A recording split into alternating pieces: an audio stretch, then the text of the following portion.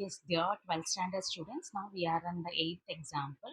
A balloon which always remains spherical. Balloon வந்து spherical shapeல இருக்கு. So sphere ஓட formulas எல்லாம் தான் யூஸ் பண்ண போறோம்.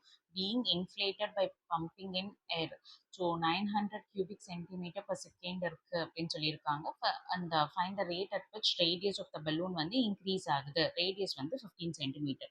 These are all the ends given in the question. நீங்க கீனா வாட்ச் பண்ணீங்கன்னா தெரியும். கொஸ்டின்ல என்ன சொல்றாங்கன்னே புரியலைனாலும் பரவாயில்ல. இந்த யூனிட்ஸை மட்டும் மறந்துடாதீங்க. Centimetre cube, cubic centimetre per செகண்ட்னு கொடுத்துருக்காங்க. அப்போ கொடுத்துருக்கிற வேல்யூ யாருங்க? Yes yes your guess is right. Cubic சென்டிமீட்டர்னா வால்யூம் பர் செகண்ட் அப்படின்னு கொடுக்கறதுனால அது என்னது? D v by d t is equal to dv by dt which is equal to 900 centimeter cube per second னு கொடுத்துட்டாங்க. ஸோ வால்யூமை நம்ம என்ன பண்ணணும் with respect to yes correct வால்யூமை வித் ரெஸ்பெக்ட் டு டீயால் நம்ம டிஃப்ரென்ஷியேட் பண்ணணும். Yes volume of the sphere 4/3 pi r cube. So dv by dt which is equal to 4/3 pi r cube பண்ணும்போது 3r square with respect to r பண்ணா dr by dt. Okay, கொஸ்டினை இன்னும் நம்ம ஃபுல்லாக முடிக்கல. So radius of the balloon increasing its radius என்னன்னு கேட்குறாங்க. So d r by rate அப்படின்னு சொன்னாலே d r by DD.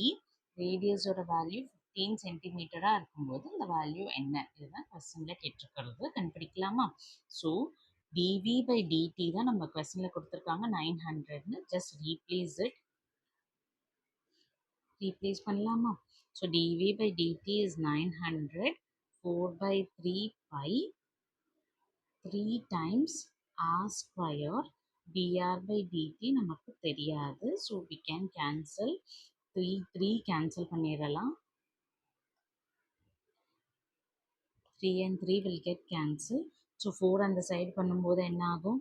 900 divided by 4 pi which is equal to r square dr by dt.